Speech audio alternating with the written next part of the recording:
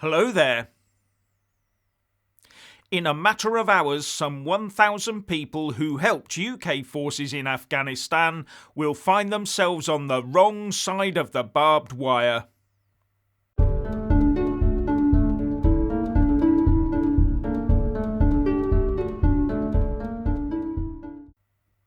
As per usual, please like, subscribe and comment below.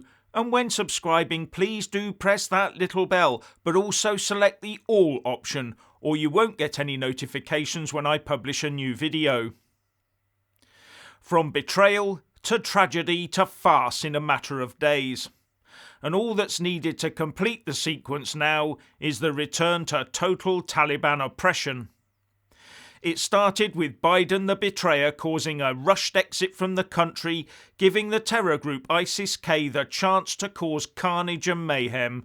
And now we have the farce of $85 billion worth of US military hardware laying there for the Taliban or anyone else who saunters along to pick it up and use it against us. And to magnify that farce, we have biometric data on those that help the US lounging about where it can fall into the hands of the Taliban or maybe ISIS-K too. And it's not just the US that cocked up here. It transpires that journalists from The Times stumbled across pages of data at the abandoned UK embassy that spilled the beans on some of those that worked for us. Thankfully, they were able to keep a lid on things until they were sure that those at risk and their families had either been evacuated to the UK or had managed to make their getaway. It seems, though, that there was a breakdown in the protocols for the destruction or removal of such material in the given circumstances. All so easy to pull apart in hindsight. But when the Taliban have so utterly surprised the whole Western intelligence setup from top to bottom, then maybe it's understandable. After all, everyone was told they had until at least the end of the year, weren't they? In how many more ways can we fail the poor people of that country? And right now, the doors to Kabul airport are shut tight, and the last eligible evacuees that we can take before we wind up operations are being processed and airlifted out, with the UK Defence Secretary Ben Wallace saying that with deep regret not everyone will get out, now that the refugee processing site at the Baron Hotel has been shut down. And we will be leaving an estimated 1,000 to 1,100 people behind to face Taliban reprisals, with talk of them becoming long-term hostages. The chair of the House of Commons Foreign Affairs Committee, Tory MP Tom Tugendhat, said that he felt a growing sense of anger and shame over this whole debacle, and that the UK now has no leverage over the Taliban, who would be more than happy to dispatch those we ask them to help. Talking to Sky News, Tugendhat said, "There's a possibility we may find ourselves with the biggest hostage crisis the UK has ever seen." As well as, "I'm not giving up, but my anger and shame for those we've left behind to be hunted by the Taliban is growing." He also said that, "Defeat means you don't get a say.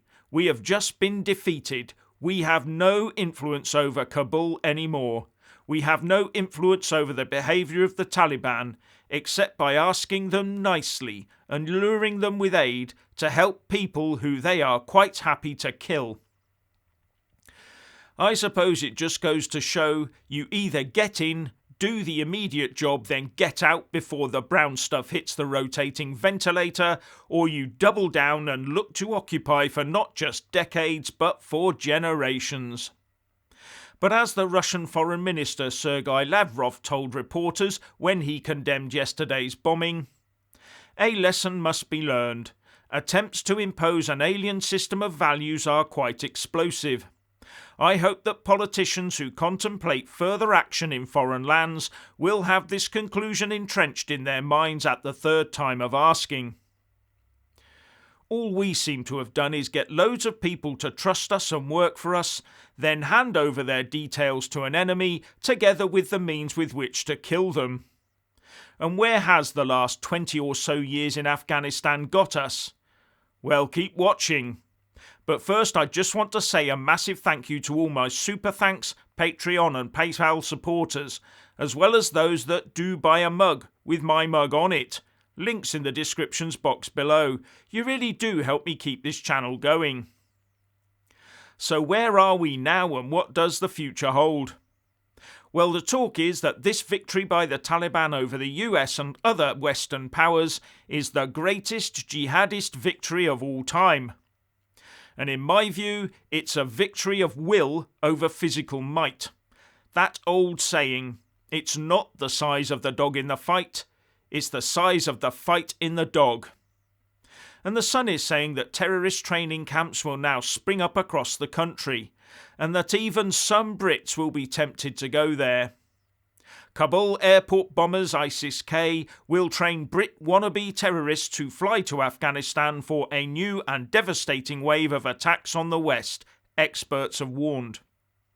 And it also says, it is feared Afghanistan will become a new cradle of jihadi terrorist training camps as extremists are inspired by the victory of the Taliban and the perceived weakness of the West.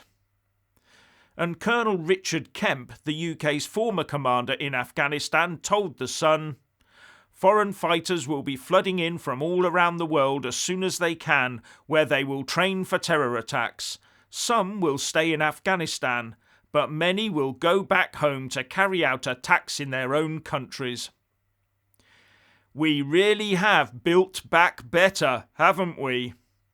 And with the French intent on force-feeding us with anything they can from their camp in Calais, or in the words of their Europe Minister Clement Beaune, expel them into the UK, then our country is at significant risk.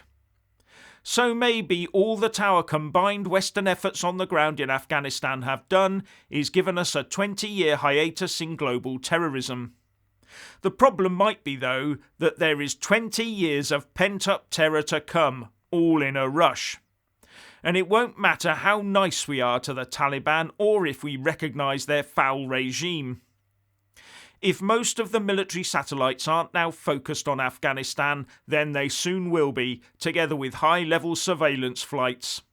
Followed, no doubt, in time, after the first terrorist event, by self-defence drone, missile and bomb strikes on suspicious-looking targets in Afghanistan, leading to the inevitable collateral damage. Maybe also attempts to destroy their poppy fields and mining operations or other things that might provide them with an income to fund their terror. The eternal bombing into the Stone Age of a country that will already have descended into the Stone Age. And that eternal bombing would feed a perpetual grievance, feeding an eternal terror. And in the end, someone would say, let's end this. Let's go back into Afghanistan and cut the head off the Hydra. It'll be different this time. So what's your opinion on this? Please like and comment below.